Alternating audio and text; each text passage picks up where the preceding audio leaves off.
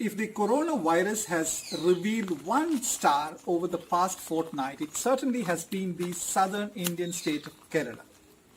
I'm sure millions of people around the world who have Keralites as their colleagues or teammates must be asking them how their state has been able to deal so efficiently with the pandemic, at least until now.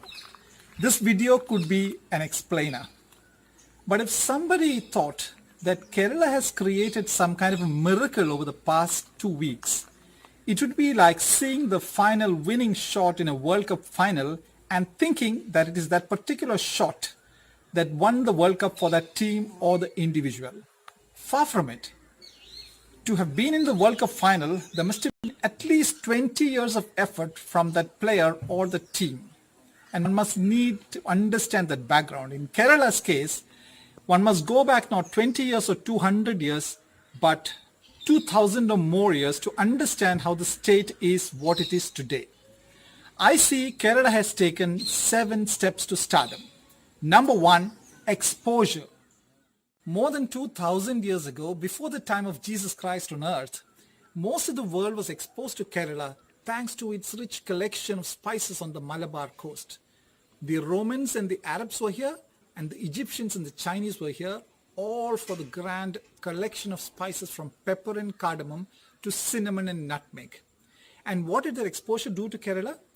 It always helped Kerala benchmark itself against global standards, not just neighborhood standards.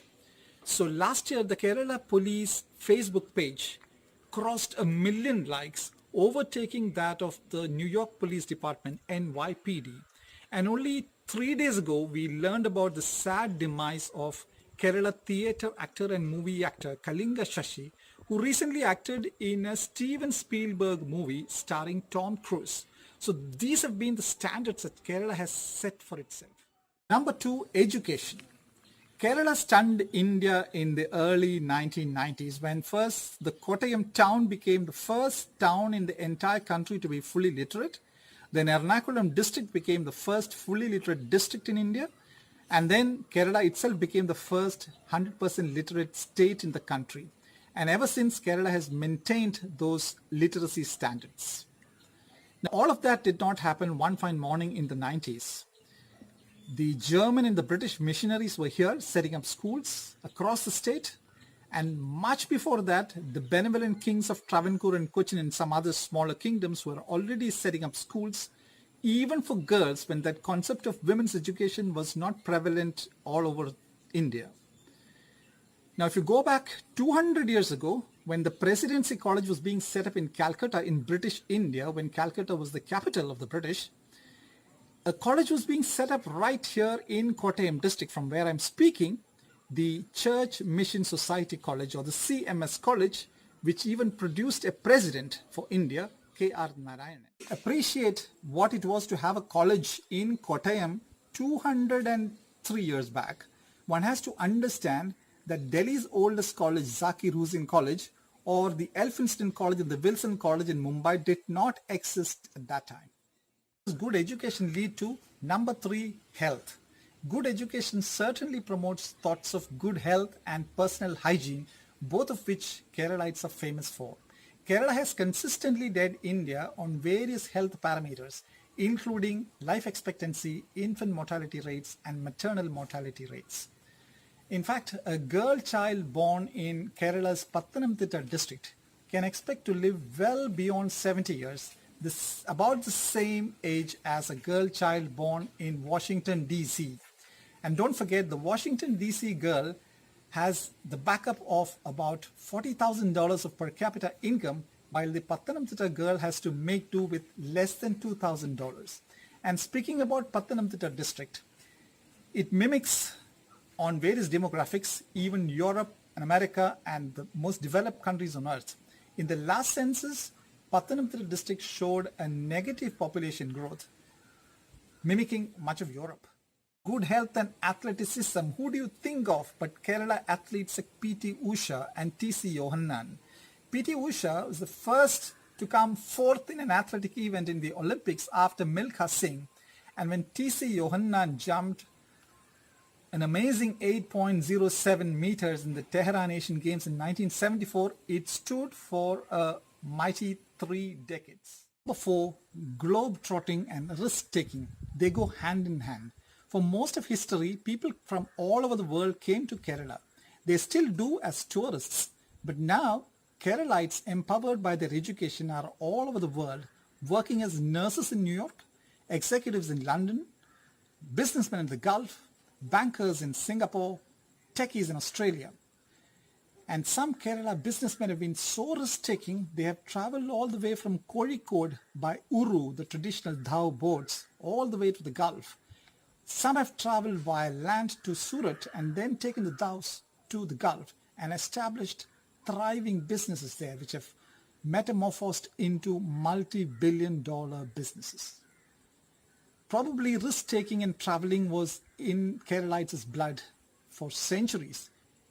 Adi Shankara, the Indian philosopher saint, traveled all the way from Kaladi to Kedarnath way back in the 8th century. Number 5, a critical outlook. Keralites have a critical opinion of almost everything. They have not 2 opinions of everything, but 20 or more opinions. And therefore, there's no personality worship or no idolizing anybody. Many of you probably have seen the Kerala Chief Minister give an evening daily briefing of the spread of the coronavirus across the state. Only minutes after that, almost every Malayalam television channel will have a program daily critiquing him and lampooning him and the opposition leader. And nobody is too big to be taken on, whether it's Coca-Cola or the Catholic Church. My uncle Joseph Pulikunal took on someone as mighty as the Catholic Church for years, and both survived and both gained out of it. Number 6, creativity. Keralites are so ingenious in their creative and storytelling abilities that they populate domains like media and advertising. You'll find them in the Reuters and the AFPs and the APs of the world, and in newsrooms of the BBC and the Al Jazeera. And with taglines like God's own country and apply Kerala, the state has been able to attract over 1 million foreign tourists each year to Kerala. And mind you, Kerala does not have the Himalayas or the Taj Mahal or a Qutb Minar, but it has still managed to attract 1 million plus each year. It has the ability to distill whatever little resource it has and create a story out of it, like this guava juice made out of fruit from this very guava plant. And number 7, openness, which is the most important of the 7 traits that Kerala has. Openness to concepts as crazy as Christianity and communism, accepting Christianity as early as in the 1st century AD and accepting communism some 1900 years later. And how has this openness helped Kerala? It has been an early adapter of many things, even contemporary, like the fishermen in Kerala who took to mobile phones in the late 1990s so that they could take it to the open seas and get the best prices by making telephone calls to various vendors on the coast. At a time when many executives in Mumbai did not have mobile phones. And this week, Kerala introduced WISK, W-I-S-K, for walk-in safety kiosks to test suspected coronavirus patients in Cochin just 2 weeks after they were launched in South Korea. And don't forget that Kerala produced India's first 3D movie and was also the first state to have an infotech park in Trivandrum. The openness also helped Kerala hire the best talent from around the world. And how did they land in Kerala? A twist of history. Kerala got German missionary Hermann Gundert to produce the first Malayalam dictionary. It got Benjamin Bailey to lay the foundation for the first college in Kerala well over 200 years ago.